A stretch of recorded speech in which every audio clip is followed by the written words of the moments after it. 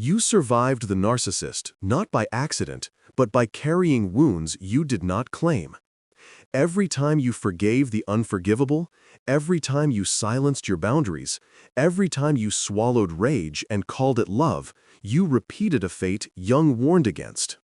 How many times did you confuse exploitation for intimacy? How many years did you live as the mirror for their false self while your own soul was buried? Often did you call your silence maturity when it was self-erasure? The empath's tragedy is not that you were weak, but that you were exploited precisely for your strength. You endured, you forgave, you absorbed, and in doing so, you kept their mask intact. But the unconscious cannot be buried forever. The anger you repressed, the boundaries you denied, the truth you silenced, all return demanding to be lived. Do you not already feel that survival was never the end of your story? That something in you longs not only to escape, but to transform? The final stage is not endurance, not bitterness, not even survival. It is individuation. It is the ruthless reclaiming of yourself after years of collusion. And the most haunting question confronts you now. Will you keep repeating the cycle as if it were fate? Or will you dare to face your unconscious, integrate your shadow, and step into the wholeness the narcissist could never destroy? For only then does the final stage reveal itself, not destruction, but liberation. From the beginning, you were told that love meant sacrifice, that compassion meant silence, that endurance meant strength. And so when the narcissist entered your life, you did what you were trained to do. You gave without measure. You forgave without consequence. You stayed, even when your soul screamed to leave. But did anyone ask what this endurance cost you? Did anyone see how each apology you accepted eroded your dignity? How each lie you forgave dimmed your truth? How many years did you mistake exploitation for intimacy because you believed your role was to carry more than your share? The empath's story under narcissistic abuse is not one of weakness, but of misplaced fidelity. You were loyal to the mask they wore, not to the truth you carried. You excused betrayal by calling it pain. You endured manipulation by renaming it love. You silenced your anger because you thought it unworthy of compassion.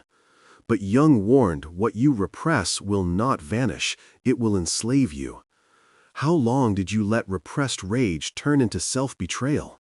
How often did guilt bind you more tightly than love ever could? And yet, here lies the turning point. Survival is not the destination. To endure the abuse was only the first chapter. The final stage is the reclamation of yourself. This is not about becoming harder, bitter, or numb. It is about becoming whole. Jung's path of individuation demands that you claim your shadow, honor your boundaries, and refuse to collude with falsehood any longer. Do you not already feel the difference between mere survival and true transformation? Between escaping and being reborn? The context is merciless narcissistic abuse was the crucible, but individuation is the fire's gift. Your task now is severe but liberating, to stop confusing sacrifice with love, silence with strength, and forgiveness with healing. The final stage demands not that you collapse into bitterness, but that you rise into wholeness. And the question is urgent. Will you remain bound by the cycle of exploitation, or will you step into the freedom that only comes when you reclaim the self the narcissist could never touch? At the heart of Jung's psychology lies the confrontation with illusion, the masks you wear, the shadows you repress, the wounds you carry, the projections you sustain. Under narcissistic abuse, every one of these dynamics becomes inflamed. And yet within this crucible lies the key to the empath's final stage. To understand how you arrive at wholeness, you must first face how each of these forces operated against you, and how they now demand integration. Persona, the mask that served them, not you. The persona is the social mask you put on to be accepted. As an empath, you wore the mask of the caretaker, the peacemaker, the one who absorbs pain.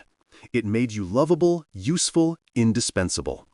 But did you not notice how the narcissist thrived precisely because you sustained that mask?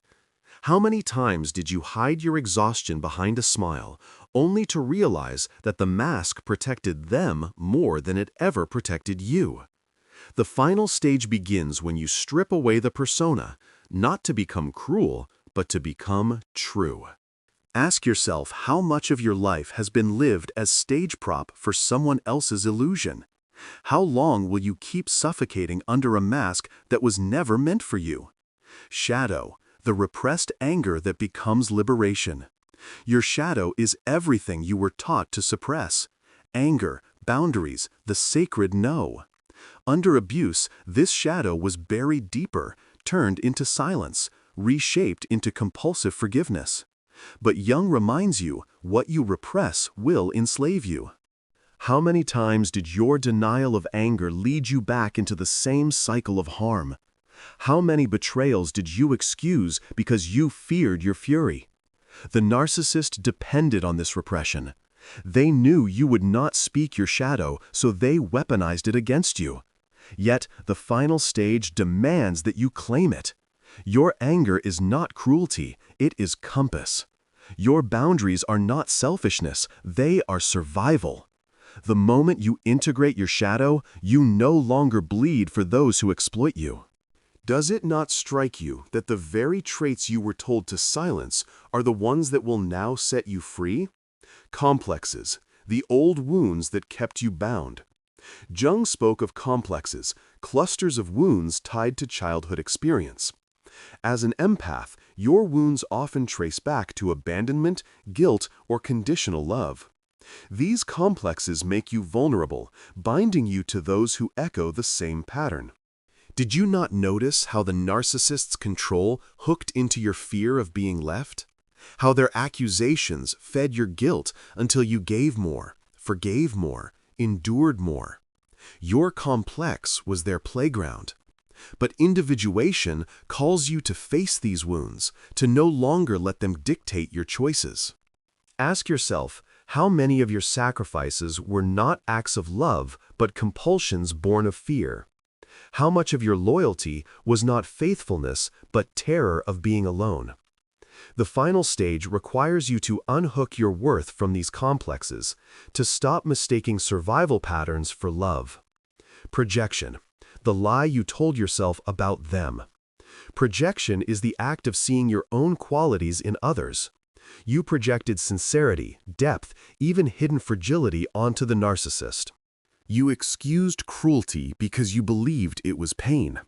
You tolerated betrayal because you believed it was fear. In truth, you saw your own sensitivity in them and mistook it for theirs. How many years did you confuse your projection with reality? How often did you forgive, not because they changed, but because you convinced yourself they could? Jung warns, projection is always double-edged. It blinds you as much as it reveals. The final stage begins when you withdraw your projections, when you stop assigning your compassion to those who only use it as shield. Do you not already sense the freedom that comes when you see someone as they are, not as you wish them to be? The self-individuation beyond abuse. At the center of Jung's psychology is the self, the wholeness you are called to become.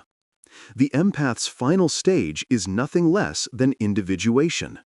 It is the collapse of false masks, the claiming of shadow, the healing of complexes, the withdrawal of projection. It is the refusal to collude with abuse in any form. The narcissists thrived on your division, but individuation unites you. You no longer split between compassion and boundaries, love and self-erasure, forgiveness and collusion. You stand whole, unfractured, unashamed. And this is why the final stage is so terrifying to those who exploited you. They can no longer manipulate a divided self. They face a presence they cannot control, a wholeness they cannot fracture. Ask yourself, what would your life look like if you no longer lived split, no longer lived apologizing for your depth, no longer lived chained to wounds you did not cause? The structure of liberation. Taken together, these foundations reveal why the empath's quiet endurance could never be the end. The persona sustained masks that were not yours. The shadow denied chained you to silence. The complexes kept you bound to cycles of exploitation. The projections blinded you to corruption. But the self, always waiting, always calling, demanded integration. And when you step into that integration, the entire structure of abuse collapses. You are no longer the stage, no longer the mirror, no longer the supply. You are whole. So the piercing questions confront you. How much longer will you wear a mask that suffocates you to sustain another's illusion? How often will you silence anger that is meant to protect you? How many more years will you let old wounds decide the shape of your life? How often will you project compassion where there is only corruption? And most urgently, will you finally step into the wholeness the narcissist could never touch? Because Jung's insight is merciless. What you deny will enslave you, and what you integrate will set you free. The empath's final stage after narcissistic abuse is not survival, it is individuation. It is the collapse of illusions, the claiming of shadow, the healing of wounds, the end of projection, and the embrace of the self. And once you stand there, whole and unafraid, you are no longer prey, you are free. Theories remain distant until you see them lived. And in the life of the empath, narcissistic abuse rarely exists as an abstraction. It comes through workplaces, relationships, families, and friendships. Each sphere reveals the same cycle: endurance mistaken for love, silence mistaken for loyalty, forgiveness mistaken for virtue. But in every case, the final stage arrives, the moment you withdraw, integrate, and refuse to collude. Let us examine these examples not as stories of weakness, but as mirrors of transformation. Workplace carrying the mask of the superior. You have known the narcissistic boss, the one who thrives on your competence while claiming the credit as their own. Every mistake you absorbed, every crisis you fixed. Your presence became the invisible glue holding together their incompetence. Did you not notice how your silence allowed them to wear a mask of leadership they never earned? You stayed late, you carried burdens, you forgave their condescension, telling yourself it was professionalism, but the cost was dignity. The final stage comes when you stop covering, when you let deadlines collapse because they ignored warnings, when you no longer rescue them from consequences. In that moment, the mask falls, and their false authority is exposed. Ask yourself, how many reputations have survived only because you carried them on your back? And what would happen if you stopped carrying? Relationships, forgiving, betrayal, until you vanish. You loved someone who demanded endlessly but gave sparingly. They betrayed, lied, manipulated, yet you forgave again and again. You told yourself it was compassion when in truth it was fear of loss. Did you not notice how each pardon eroded your sense of worth? How each second chance taught them they could wound you without consequence? The narcissist thrives on your forgiveness because it shields them from change. But the final stage comes when you no longer explain, no longer argue, no longer stay. Your quiet exit unmasks the relationship for what it was: dependence, not love.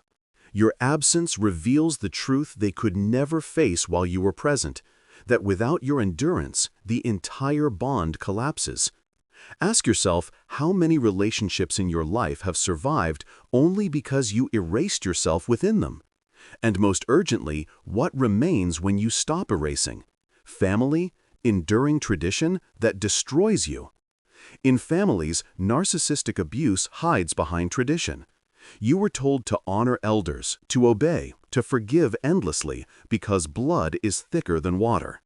And so you excused manipulation, tolerated favoritism, endured cycles of guilt. You were told it was love, but did you not feel how love was twisted into control? Each holiday you swallowed anger. Each reunion you played the role. Each protest you silenced. But Jung reminds you the persona suffocates and the shadow demands voice. The final stage comes when you refuse to play the part. You no longer attend gatherings where your silence is demanded. You no longer excuse behaviors simply because it is called family. Your absence becomes revelation. The harmony was false, the loyalty was hollow, the tradition was exploitation. Ask yourself how many of your family bonds exist only because you carried fractures alone, and what would be revealed if you stopped carrying. Friendships, loyalty, that betrays you even among friends. The pattern repeats. You are the one who listens at 2 a.m., who forgives canceled plans, who tolerates gossip, who absorbs envy disguised as affection. You call it loyalty, but does loyalty not require reciprocity? How many times have you been left alone the moment you needed the care you freely gave? Yet you stayed, telling yourself it was noble to forgive. But the final stage comes when you stop being the mirror. You no longer chase, no longer excuse, no longer cushion. You let the friendship collapse under its own weight. And suddenly the truth is clear. It was never loyalty, only convenience. Ask yourself how many of your friendships have endured only because you refused to admit they were already dead. And what freedom might come if you let them end. Strangers, the civility that sustains falsehood. Even in passing, you live this cycle. The rude clerk, the manipulative acquaintance, the arrogant neighbor. You excuse them, telling yourself it costs nothing. But each time you excuse, you lend cover to falsehood. You sustain the mask of civility by absorbing contempt. Yet when you withdraw, when you refuse to participate, when you walk away in silence, something brutal happens. Their mask slips. Others see what you have long endured, and the truth surfaces. Ask yourself how much of the world's corruption survives only because empaths like you continue to excuse it in small ways. And what would happen if you stopped forgiving the minor betrayals that prepare you for major ones? The common thread, presence as collusion, absence as revelation. Across workplace relationships, family friendships, and strangers, the pattern is merciless. Your presence sustains illusions. Your absence shatters them. While you stay, the narcissist thrives. When you leave, their falsehood collapses. The empath's quiet exit is the severest act of truth because it withdraws the oxygen their masks require to breathe. Is it not sobering to realize that many of the structures in your life exist only because you continue forgiving what should never have been excused? And is it not liberating to consider that by leaving, you not only free yourself, but reveal reality? So the piercing questions rise. How many reputations exist only because you shielded them? How many bonds endured only because you erased yourself? How many traditions survived only because you silenced your rage? How many friendships lingered only because you tolerated betrayal? How much corruption endured only because you played along? And most urgently, will you continue mistaking your staying for virtue? When in truth your leaving is the only act that reveals what is real. Because Jung's warning resounds, what you collude with enslaves you, and what you withdraw from collapses. The empath's final stage is not noise, not vengeance, not bitterness. It is individuation. And in every example of your life, the same truth emerges. Your quiet exit is not escape, but revelation. And revelation, once delivered, is the severest form of revenge. To understand why the empath's final stage is so profound after narcissistic abuse, you must examine the hidden mechanics that bound you in the first place.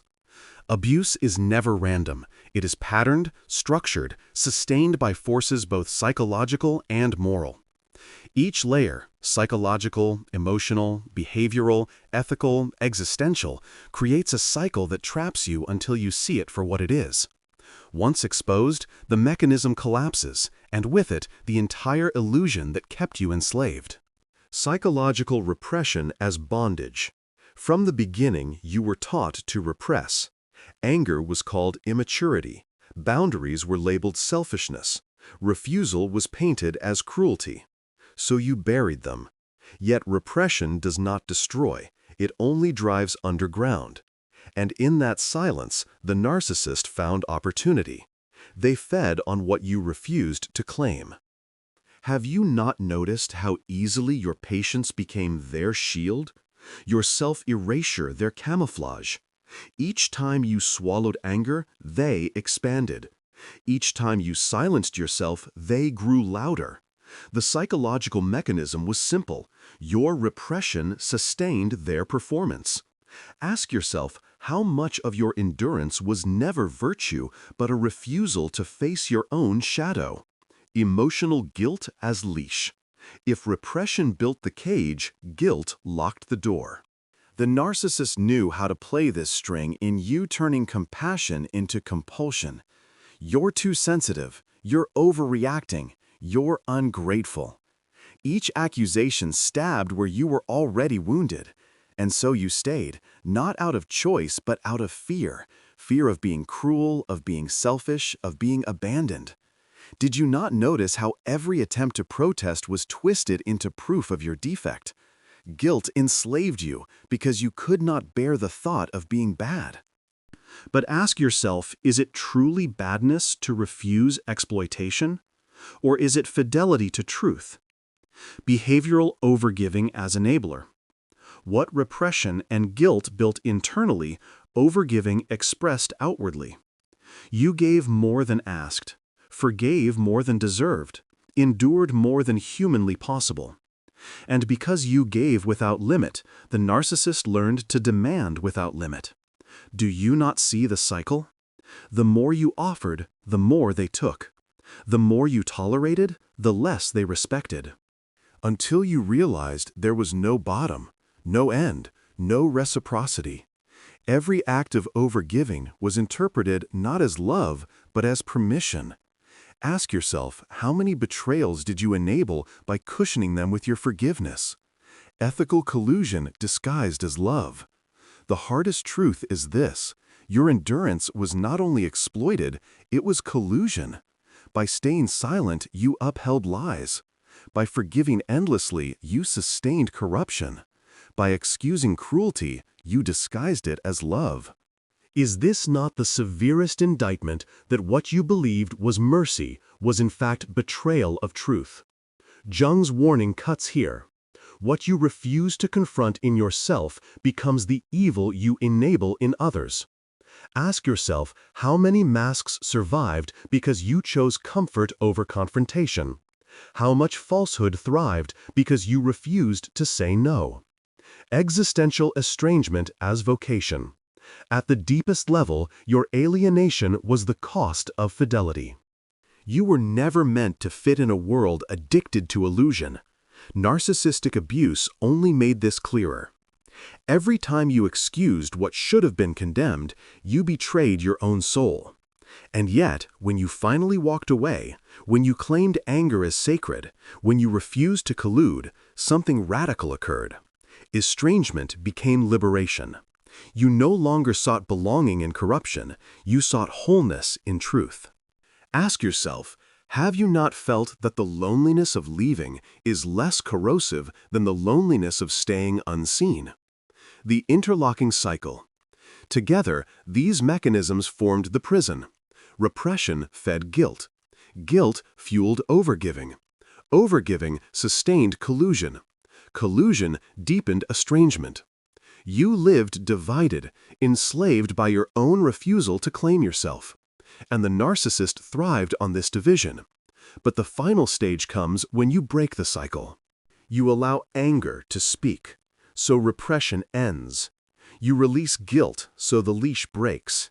You stop overgiving, so the pattern collapses. You refuse collusion, so falsehood dissolves. And in that refusal, estrangement is no longer curse, it is calling. So the piercing questions confront you. How much of your life have you spent sustaining masks that were never yours? How many years have you called collusion love? How often have you mistaken silence for maturity when it was erasure? And most urgently, will you continue to live enslaved by this mechanism? Or will you dare to dismantle it by stepping into the wholeness you were always meant to embody? Because Jung's insight is merciless. What you repress will enslave you. But what you integrate will set you free. The empath's final stage after narcissistic abuse is not vengeance, it is individuation. And individuation breaks the mechanism at its root. You are no longer the stage, the supply, the mirror. You are whole. And once whole, you are untouchable. The final stage of the empath after narcissistic abuse is not abstract theory, it is lived daily in choices both small and severe. Healing does not arrive in a single revelation, it is carved through steady acts of truth. You cannot dismantle years of repression, guilt, and overgiving in one gesture. You reclaim yourself through practice, through fidelity, through the courage to choose integrity over illusion. The following steps are not prescriptions but invitations, ways to live Jung's call to individuation in the aftermath of exploitation. Observation, naming the collusion. Your first task is to observe where your compassion has been collusion. How many times do you excuse cruelty by saying, "They are wounded"? How often do you justify betrayal with, "They did not mean it"? Each time you explain away harm, you shield falsehood. Begin to notice these patterns without judgment, but with honesty. Keep a journal if you must, where, "Today did I betray myself in the name of compassion? Where did I silence truth for the sake of comfort? Is this truly love, or is it fear disguised as virtue?" Boundaries. Saying no as sacred. Once you observe, you must act. The final stage demands boundaries that are not negotiable. No more endless pardons. No more explanations. No more apologies for your anger. Each no you speak is not cruelty. It is sacred fidelity to yourself. Ask yourself, how many years did you believe love meant saying yes to everything? How many times did you think boundaries would drive people away when, in truth, the absence of boundaries only attracted exploitation? To live whole, you must honor your no as much as your yes. Shadow work. Claiming the anger. Jung insisted, what you repress will rule you. Your repressed anger became the leash narcissists used against you. The only way forward is to claim it not as rage against the world, but as energy for protection, clarity, and transformation. Do you dare to admit that your anger was never shameful but sacred? That it rose each time you were violated, not to destroy you, but to protect you? Begin by asking, what truth was my anger trying to tell me? Where today can I honor its message without drowning in it? Reframing forgiveness. Refusal as healing. You were told forgiveness is the highest virtue. And so you forgave endlessly confusing erasure with compassion. But forgiveness without consequence is collusion. The final stage demands reframing. You may forgive once, but you must not excuse twice. Forgiveness does not mean return. Sometimes forgiveness is silent, an inner release that refuses to carry bitterness, but also refuses to stay. Ask yourself, how many betrayals have I excused under the banner of compassion? And how many wounds would have healed sooner if I had refused instead? Daily fidelity, one act of truth. Grand changes are sustained by small fidelities. Each day, commit to one act that honors your integrity.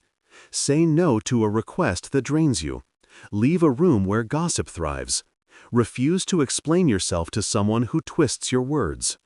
Protect 10 minutes of solitude, even if the world demands your availability.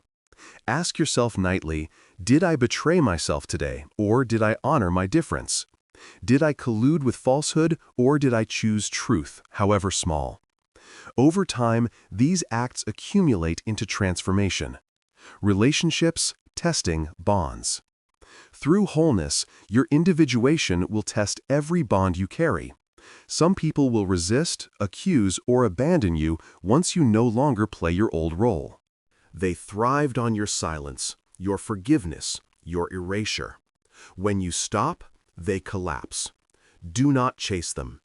Their leaving is revelation, not loss. Others, however, will adapt, respect, and deepen, because your wholeness strengthens them too. Ask yourself, who thrives when I betray myself, and who thrives when I stand whole? Who punishes my boundaries, and who honors them? These answers reveal who belongs in your life. Service, giving without collusion. The empath's gift is not destroyed by abuse, it is purified by individuation. The final stage is not withdrawal into bitterness, but offering compassion cleanly without exploitation. You can still love, still give, still forgive, but only where truth is honored. Your service must flow from wholeness, not depletion, from joy, not guilt, from freedom, not compulsion. Ask yourself, where today can I give without losing myself? Where can I extend compassion without excusing corruption? Where can my presence heal without being consumed? The severe patience, enduring the fallout. The most difficult practice is patience. When you withdraw from cycles of abuse, collapse will follow. Illusions will shatter, relationships will end, accusations will rise. You will be called cruel, selfish, ungrateful. The temptation will be strong to return, to explain, to soften the silence. Resist.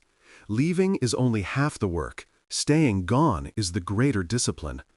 Ask yourself daily, will I rush back into illusion to silence my guilt, or will I endure the silence until truth stands clear? This patience is severe, but it is the only path to wholeness. The truth is merciless, but liberating. Survival was never the destination.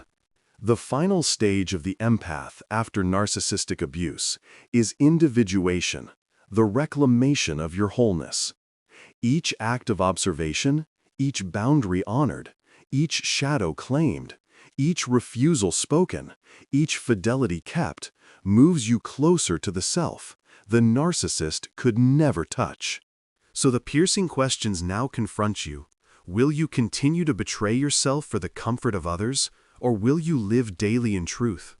Will you keep excusing cruelty as compassion, or will you refuse collusion?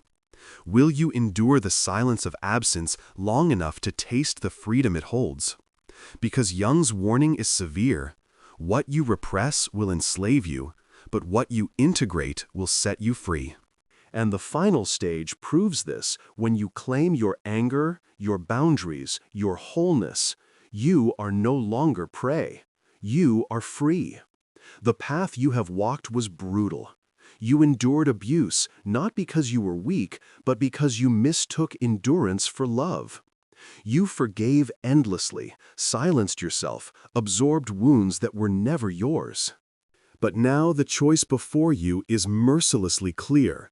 Will you continue repeating the cycle, or will you claim the final stage? Jung reminds you what you repress enslaves you, but what you integrate sets you free. The final stage is not vengeance, it is not bitterness, it is individuation. It is the reclamation of your boundaries, your anger, your truth. It is the refusal to collude with masks, the collapse of illusions, the acceptance that not all relationships survive honesty. Are you willing to let go of what cannot endure your wholeness? Are you willing to lose the approval of those who thrived only on your silence? Are you willing to stand alone if that is what integrity requires? The question is not whether others will change. They may never. The question is whether you will stop betraying yourself in the name of love. Can you live without apology for your difference? Can you honor your anger as sacred rather than sinful? Can you accept that walking away is not cruelty but fidelity? These are the demands of the final stage. So the call to action is simple but severe. Today, refuse one act of collusion. Protect your energy where it is exploited. Speak one truth where silence once reigned. Withdraw where your presence sustains corruption. Each act, however small, is a step into individuation. Because the truth is liberating the narcissist cannot destroy what you finally claim. Once you stand whole, you are untouchable. The empath's final stage is not destruction, it is rebirth. The only question that remains is whether you will dare to step into it.